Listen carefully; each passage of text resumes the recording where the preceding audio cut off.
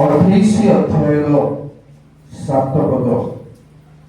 ଆଜିର ଧ୍ୟାନ ନିମନ୍ତେ ଯେଉଁ ଶାସ୍ତ୍ରାଂଶ ମନୋନୀତ କରାଯାଇଛି ତାହା ଆପଣମାନେ ପାଇବେ ମାଥି ଲିଖିତ ସୁସମାଚାର 28 ଅଧ୍ୟାୟର 7 ପଦ। ସେ ସ୍ଥାନରେ ଏପରି ଲେଖା ଅଛି,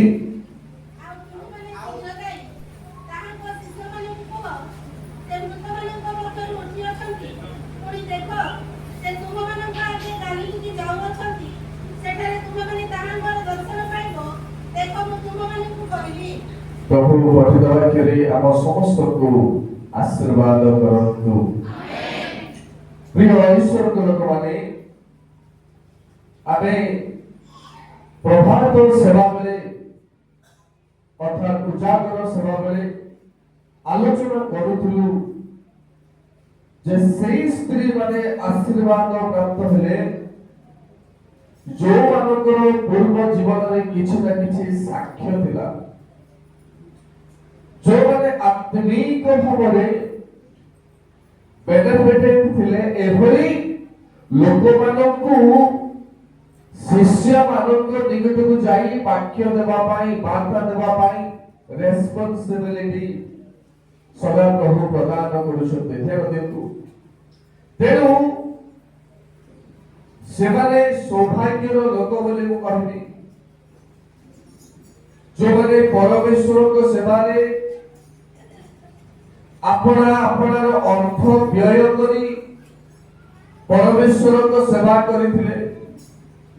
ପୁଣି ସେମାନଙ୍କୁ ପ୍ରକୃତରେ ସୌଭାଗ୍ୟ ବୋଲି କହିବି, ଯେହେତୁ ସେମାନେ ଚାରି ମଙ୍ଗଳ ସମାଚାର ମଧ୍ୟରେ ଚାରି ପ୍ରକାରର ଅନୁଭବ ସେମାନେ ପ୍ରାପ୍ତ ହେଇଥିଲେ।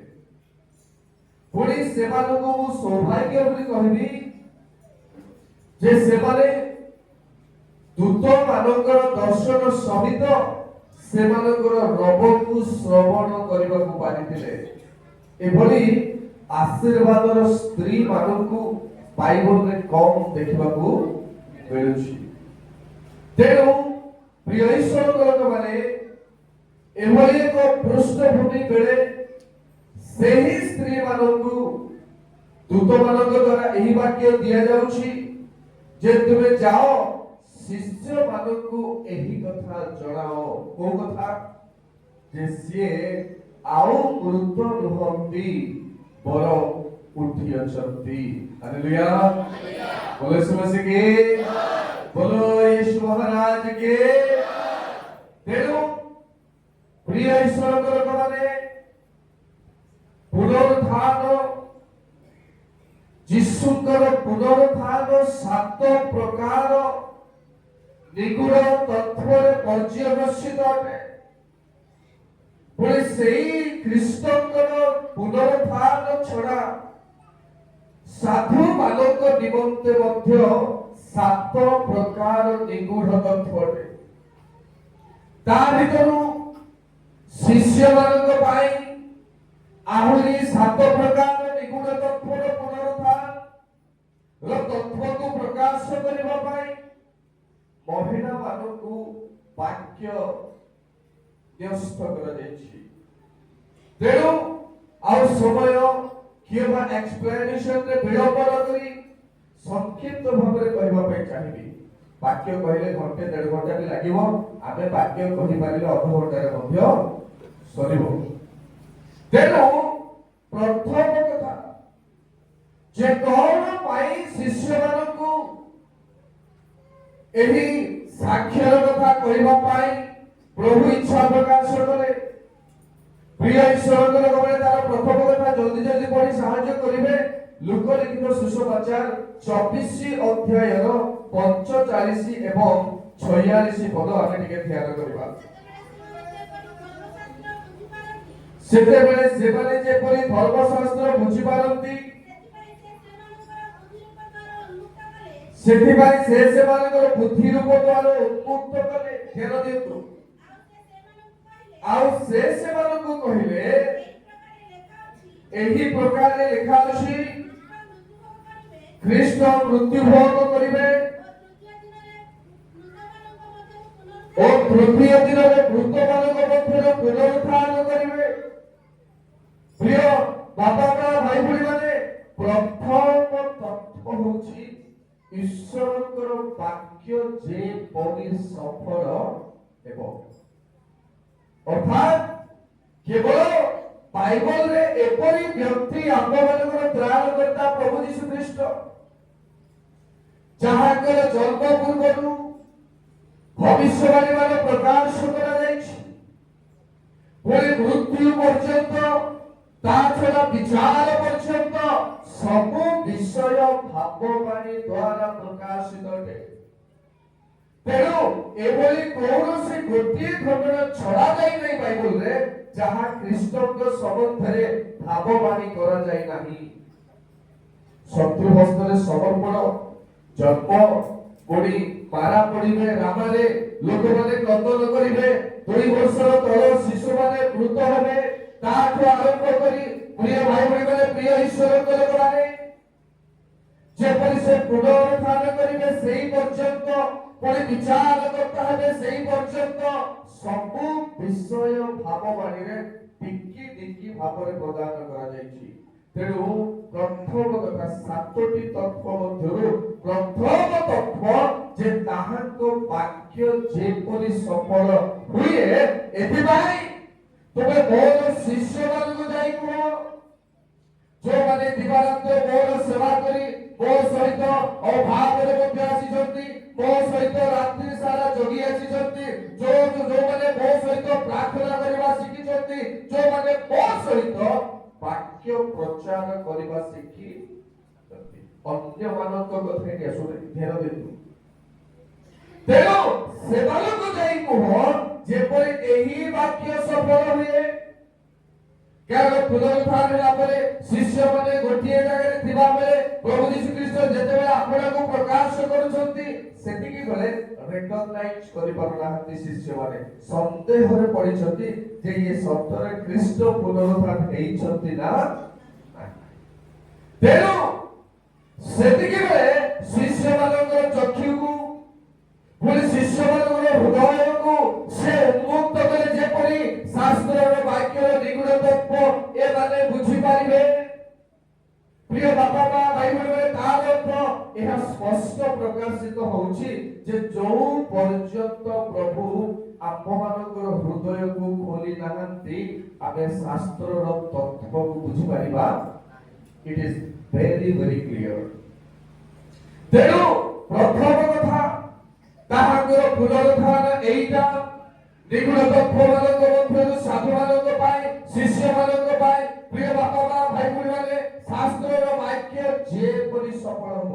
ନମ୍ବର 2, ପ୍ରଥମ କରନ୍ଥୀୟ 15 ଅଧ୍ୟାୟର 17 ପଦ ଆମେ ଟିକେ ଧ୍ୟାନ କରିବା, ଟିକେ ସାଙ୍ଗେ ସାଙ୍ଗେ ଧରିବା ପାଇଁ ଆମେ ଚେଷ୍ଟା କରିବା, ଯେହେତୁ ବେଶୀ ବୁଝିବା ପାଇଁ ଆମ ପାଖରେ ସମୟ ନାହିଁ। ଆଉ ଯଦି ଖ୍ରୀଷ୍ଟ ଉତ୍ଥିତ ହୋଇନାହାନ୍ତି, ତେବେ ତୁମମାନଙ୍କର ବିଶ୍ୱାସ ନିଷ୍ଫଳ, ଆଉ ତୁମେମାନେ ଏ ପର୍ଯ୍ୟନ୍ତ ଆପଣା ପାପରେ ଅଛ। ପ୍ରିୟ ବାପା ମା ଭାଇ ଭଉଣୀମାନେ, ତତ୍ତ୍ୱକୁ ଟିକେ ଧରିବା ପାଇଁ ଆମେ ଚେଷ୍ଟା କରୁ। ସାଧୁ ପାଉଲ କନଫର୍ମେସନ କରୁଛନ୍ତି ମଣ୍ଡଳୀକୁ ଯେ ସେଇ ଜାଗାରେ ଯଦି ତୁମମାନଙ୍କ ନିମନ୍ତେ ଖ୍ରୀଷ୍ଟ ଉତ୍ଥାନ କରିନାହାନ୍ତି, ତେବେ ତୁମେ ପାପରେ ଅଛ। ଅର୍ଥାତ୍ ଯଦି ସେ ଉଠିଛନ୍ତି, ତାର ଅର୍ଥ ଆମେ କ୍ଷମା ପ୍ରାପ୍ତ ହେଇଛୁ। ହାଲେଲୁୟା।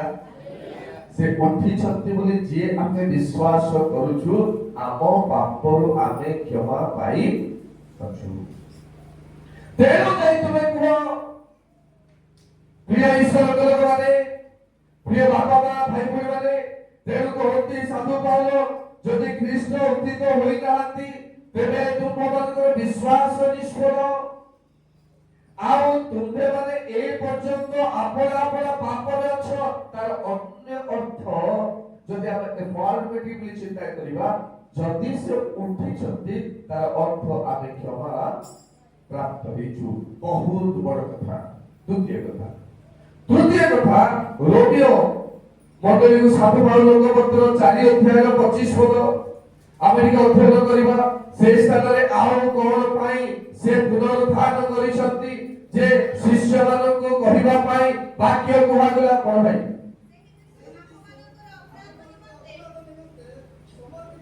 ସେଇ ଯୀଶୁ ଆମମାନଙ୍କ ଅପରାଧ ନିମନ୍ତେ ସମର୍ପିତ ହେଲେ, ପୁଣି ଆମ୍ଭେମାନେ ଧାର୍ମିକ ଗଣିତ ହେବା ନିମନ୍ତେ ଉତ୍ଥାପିତ ହେଲେ। ବୁଝିକି ଆମେ ଆମେ ଏବେ ନିଜେ ନିଜେ ଧାର୍ମିକ ବୋଲି କହି ହଉଛୁ, ଦେଖେଇ ହେଉଛୁ, ଯୋଉଟା କି ବାଇବଲ ଶାସ୍ତ୍ର ଆଉ ସ୍ୱର୍ଗୀୟ ଈଶ୍ୱରଙ୍କ ଦ୍ୱାରା ରେକଗ୍ନାଇଜ ନାହିଁ। ଏଇଠି ମୁଁ ନମ୍ର ଭାବରେ ଚାଲିପାରେ, ଏଇଠି ମୁଁ ଦେଖେଇ ହେଇପାରେ, ଏଇଠି ମୋର ବସ୍ତ୍ର ପରିଧାନ କରିପାରେ, ଏଇଠି ମୁଁ ଭଲ ଭଲ କଥାବାର୍ତ୍ତା ନମ୍ରଶୀଳ ଦେଖାଇ ହେଇପାରେ, କିନ୍ତୁ ଈଶ୍ୱରଙ୍କ ଦୃଷ୍ଟିରେ ଧାର୍ମିକ ହେଇଛି ବୋଲି କୌଣସି ଗ୍ୟାରେଣ୍ଟି ନାହିଁ। ତେଣୁ ପ୍ରିୟ ଈଶ୍ୱରଙ୍କ ଲୋକମାନେ ତାକୁ ଗ୍ୟାରେଣ୍ଟିର ମୋହର ଦେବା ପାଇଁ ପ୍ରଭୁ ଯୀଶୁ ଖ୍ରୀଷ୍ଟ ପୁନରୁଦ୍ଧାର କରିଛନ୍ତି।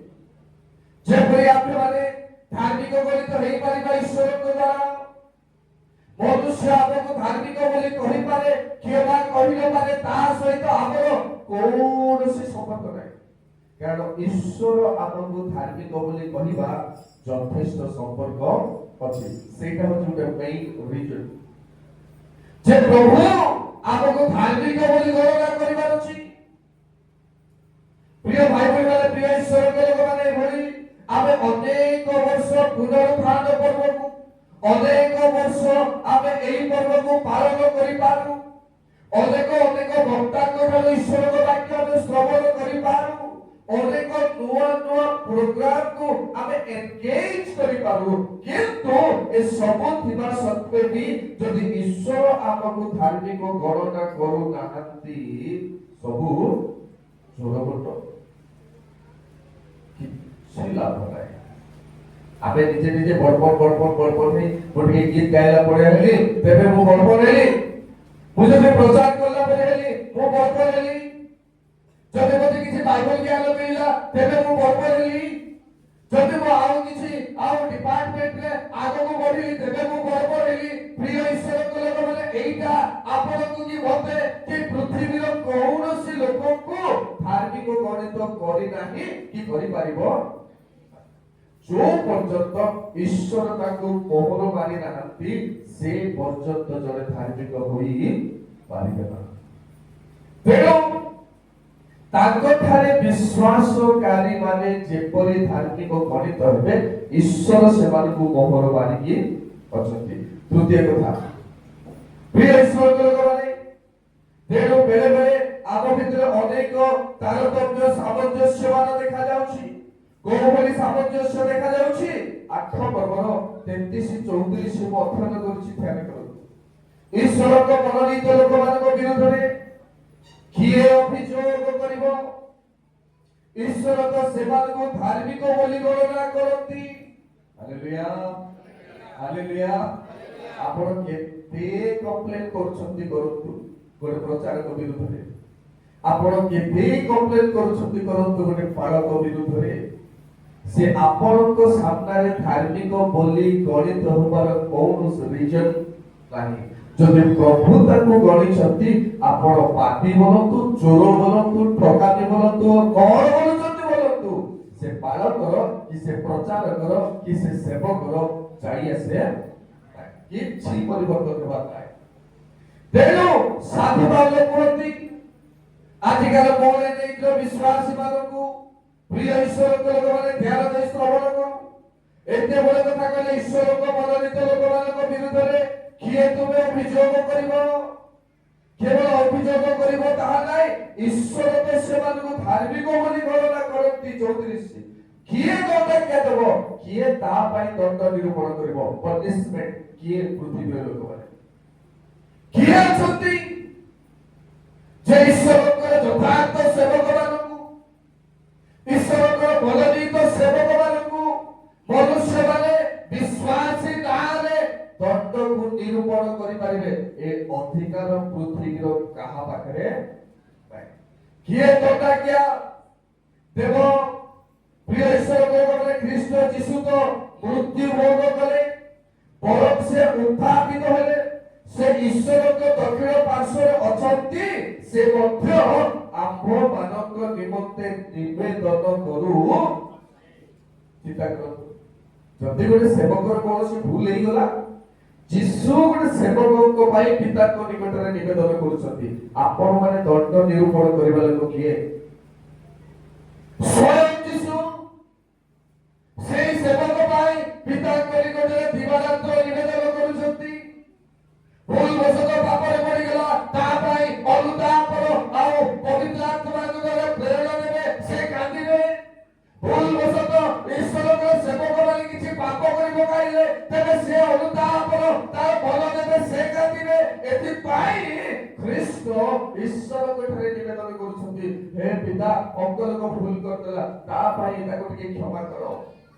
नाही से क्षमा मागुची मागिबो ताको समय देबा से मागिबो प्रभु निवेदन करूछंती एति केस रे आपण माने किए अटती को औकात अछि हमर आमे सेवक मानको विचार करिबा आमे सेवक मानको दंडा किया निरूपण करिबा आमे औकात नाही प्रिय ईश्वर माने तेनु ए पुनरुत्थान दिवस मानकरे मने रखिबा दरकार जे कौनसी सेवक मानक विषय रे टिप्पणी करिबार अधिकार हमर नाही जदि करूछु आपण दंड पाइबा तेनु आपण मु किए दंडा किए देबा पाई आपण मु किए ताको समालोचना करिबा पाई आपण मु किए ता विरुद्ध कथा बार्ता करिबा पाई जदि करूछथि आपण करिबारती किंतु ताकू ईश्वर धार्मिक बोली कोना किछि असुविधा नाही तेनु बी कॉन्फिडेंट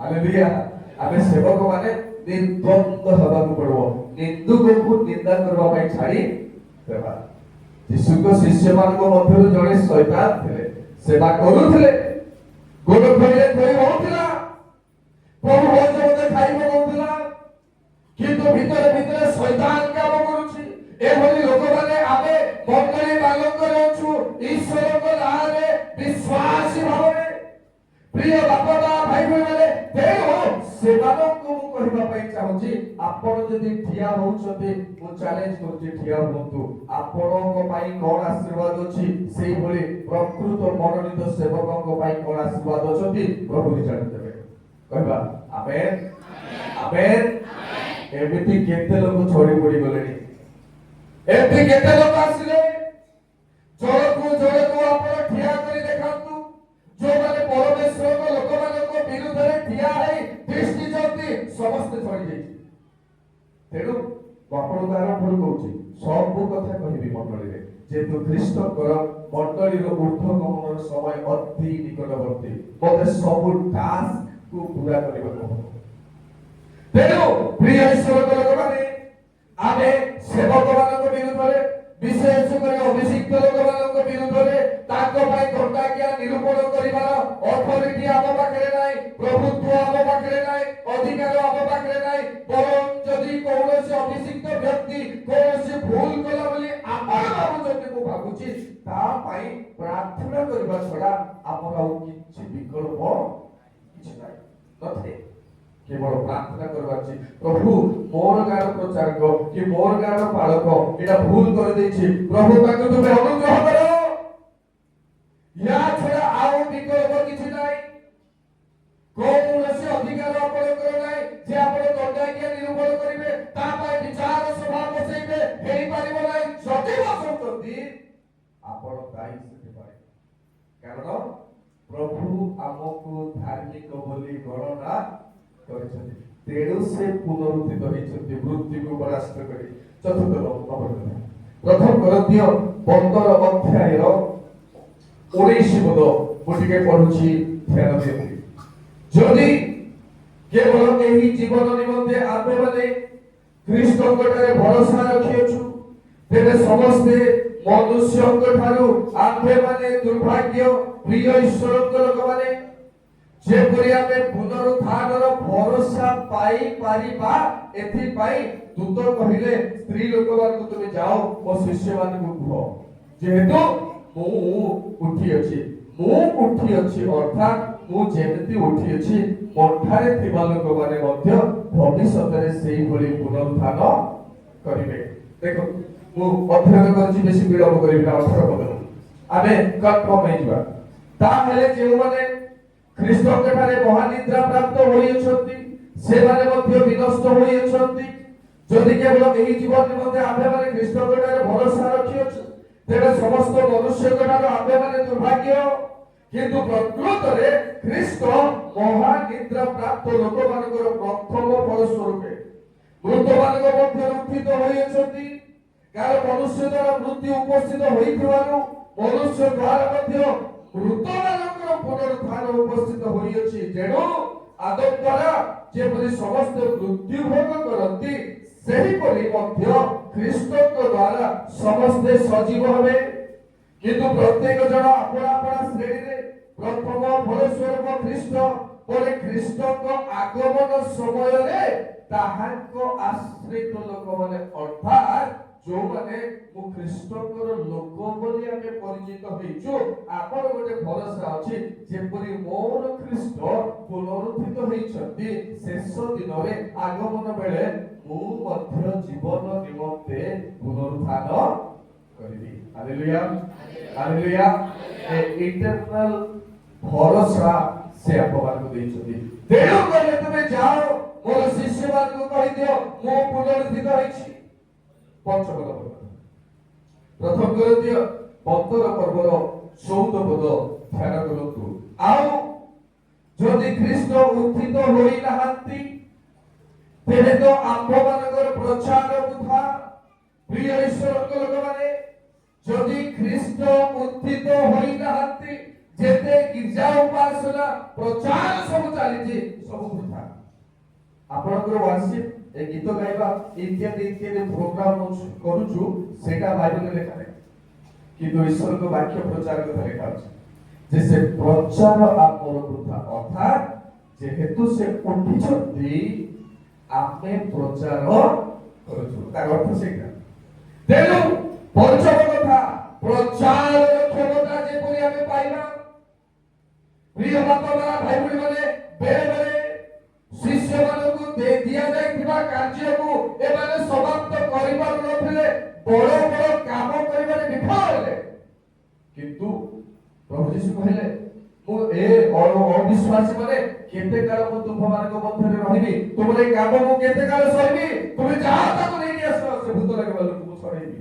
କହିଲେ ଉପବାସ ପ୍ରାର୍ଥନା ବିନା ଏଭଳି ଭୂତ ଛଡା ଯାଇପାରିବ ନାହିଁ। ମୁଁ ତୁମକୁ ଅଧିକାର ଦଉଛି ଯା ଏଥର ଉପବାସ କର ପ୍ରାର୍ଥନା କର ଏମିତି ଭୂତ ଛଡେଇବ। ଯୀଶୁ ପୁନରୁତ୍ଥାନ ପରେ ଯେତେବେଳେ ସ୍ୱର୍ଗାରୋହଣ କଲେ ସେ ଶକ୍ତି ସାମର୍ଥ୍ୟ ଦେଲେ ପ୍ରଚାର କରିବାର ସ୍ୱତନ୍ତ୍ର ଅଧିକାର ଦେଲେ। ତେଣୁ ଯେତେବେଳେ ପ୍ରଚାର କରୁ କରୁ ସେମାନଙ୍କୁ ଜେଲ ଦଣ୍ଡ ଦିଆଯାଉଥିଲା ଡରେଇଲେ ଲୋକମାନଙ୍କୁ ଭିତରମାନଙ୍କୁ ଡରେଇଲେ ତୁମେ ଆଜିଠୁ ପ୍ରଚାର କର ନାହିଁ। ଭିତରେ ଗୋଟେ କଥା କହିଲେ ଆମେ ମନୁଷ୍ୟମାନଙ୍କ କଥା ଶୁଣିବୁ ନା ଈଶ୍ୱରଙ୍କ କଥା ତୁମେ କିସ୍ କରୁଛ ଜବ୍ କିସ୍ କରୁଛ କର ମାତ୍ର ଈଶ୍ୱରଙ୍କ ବାକ୍ୟର ବାକ୍ୟ ଏବଂ ଆମେ ତାଙ୍କର କଥା ଶୁଣିବୁ। ଅର୍ଥାତ୍ ଆମେ ଅଲବତ ପ୍ରଚାର କରିବାଟା ହାଲେଲୁୟା। ତେଣୁ ପଞ୍ଚମ ନମ୍ବର କଥା ସେ ଏଇଥିପାଇଁ ପୁନରୁତ୍ଥାନ କଲେ ପ୍ରିୟ ବାପା ମା ଭାଇ ଭଉଣୀ ମାନେ ତାହାଙ୍କ ଶିଷ୍ୟମାନେ ପ୍ରଚାର କରିବାର କ୍ଷମତା ଯେପରି ପାଇବେ। ଷଷ୍ଠ ନମ୍ବର କଥା ପ୍ରଥମ କରନ୍ତୀୟ 15 ଅଧ୍ୟାୟର 14 ଏବଂ 17 ପଦ ମୁଁ ପଢୁଛି ଧ୍ୟାନ ଦିଅନ୍ତୁ। 14ର ଶେଷ ଲାଇନ ତୁମ୍ଭମାନଙ୍କ ବିଶ୍ୱାସ ମଧ୍ୟ ବୃଥା। ଆଉ ଯଦି ଖ୍ରୀଷ୍ଟ ଉତ୍ଥିତ ହୋଇନାହାନ୍ତି ତେବେ ତୁମ୍ଭମାନଙ୍କର ବିଶ୍ୱାସ ଆକୁ ଅର୍ଥ କରନ୍ତୁ। ଯଦି ସେ ଉତ୍ଥିତ ହେଇଛନ୍ତି ଆମର ବିଶ୍ୱାସ ସଫଳ। ହାଲେଲୁୟା। ଯଦି ସେ ଉଠିନାହାନ୍ତି ଆମର ବିଶ୍ୱାସ ନିଷ୍ଫଳ। ଯଦି ସେ ଉଠିଛନ୍ତି ଆମର ବିଶ୍ୱାସ ସଫଳ। ଅର୍ଥାତ୍ 6 ନମ୍ବର କଥା ଯୋଉମାନେ ଆମେ ବିଶ୍ୱାସ କରୁଛୁ ବିଶ୍ୱାସକାରୀ ମାନଙ୍କର ଦୃଢ ବିଶ୍ୱାସ ନିମନ୍ତେ ସେ ପୁନରୁତ୍ଥାନ କରିଛନ୍ତି। ଶେଷ କଥା ରୋମିଓ 1 ପର୍ବର 4 ପଦ ଏଇଟା ହଉଛି ବହୁତ ତତ୍ତ୍ୱମୂଳକ ଭାବରେ ଗୋଟିଏ କଥା। ଆର ମଧ୍ୟ 7ଟି କାରଣ ଅଛି। ୟାର ମଧ୍ୟ 7ଟି କାରଣ ପ୍ରିୟ ଈଶ୍ୱରଙ୍କ ଲୋକମାନେ ଲେଖାଯାଏ 4 ପଦରେ। କିନ୍ତୁ ଧର୍ମମୟ ଆତ୍ମା ସମ୍ବନ୍ଧରେ ମୃତମାନଙ୍କ ମଧ୍ୟରୁ ପୁନରୁତ୍ଥାନ ଦ୍ୱାରା ଈଶ୍ୱରଙ୍କ ପୁତ୍ର ବୋଲି ଶକ୍ତି ସହ ନିର୍ଦ୍ଦିଷ୍ଟ ହେଲେ। 7 ନମ୍ବର କଥା ଯେପରି ଏ परिवार सबू छाड़ी यीशु को पथरे जाउଥିଲେ तेणु यीशु को पथरे गला बेले बेले बेले प्रश्न कले प्रभु आमे जे तुम पथरे आसुछु आमे कोन पाइबु मिलबो कोन हमर प्रथा लागे को एक्सपीरियंस थिबो अनेक लोक बल जो मिशन काम करूछु आमे हमर एक्सपीरियंस अछि आपण बांधु मो एक्सपीरियंस थिबो जे जेते बेले आमे प्रचार करबा को जाऊ लोक माने पचारते हमको आपने जदि यीशु को ग्रहण करले आपको किछटा मिलबो पचारते जे आगे हमको घर मिलबो कि आगे हमको राशन मिलबो कि घर मिलबो कि पचारते प्रिय ईश्वर को माने किंतु मने रखिबा दरकार सेही स्थान रे आमे निर्भर कहू जे आपण को अनंत कर से देबे परित्राण देबे ता छडा आ से किछि देबे से धन संपत्ति देबा पाए आसीनांती से देबा को आसीसंती कोन ना से परित्राण अनंत जीवन देबा पाए आसीसंती धन संपत्ति छाड़ तो एबे अछि काली कि नथिबो एबे अछि काली कि नथिबो सेटा थिबो नथिबो ताकू केही रखि पाइबे सेटा मनुष्य पाए आसीबो मनुष्य पाइनी पळै जीवन तार पाई स्थिरता किछि नाय किंतु स्थिरता ईश्वर दत्त जीवन स्थिरता अछि आमेन तेणु एमाने निजर सर्वस्व परित्याग करी ईश्वर को सेवा पाए 3 वर्ष पर्यंत तालीम लेबा परे निजर पिता माता को छाडिले निजर परिवार को छाडिले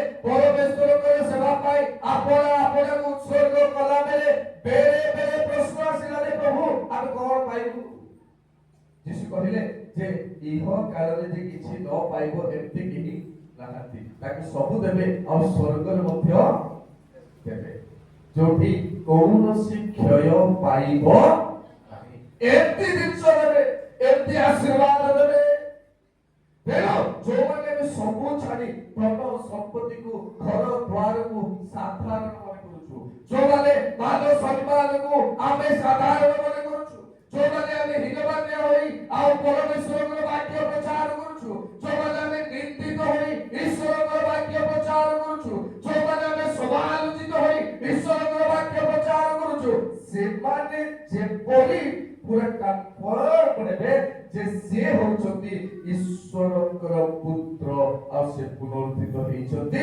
मोर विश्वास मोर त्याग मोर बलिदान रे मूल्य अछि बोली जे पूरी विश्वास करिवे एथि भाई से पुनरुत्थान करछथि सातोटी কথা तेणु प्रिय ईश्वर को लोक माने ए पुनरुत्थान पर्व ए पुनरुत्थान दिन आमानको ପାଇଁ बेकार न हेउ ताहा आशीर्वादर कारण हो जो सातोटी कारण आपनर शिष्य मानकर निर्दिष्ट करिबा पाए शिष्य मानकु उत्साह उद्दीपना करिबा पाए से पुनरुत्थान कले सेही भଳି सेही पुनरुत्थानर वाक्य आशीर्वाद आप मानकर विश्वास जीवन रे प्रभु सफल करंतु हालेलुया वर्तमान हमर प्राय सब कार्य समाप्त होईछि और शेष आशीष वचन रहिछि पुणी मिष्टान्न बर्तन रहिछि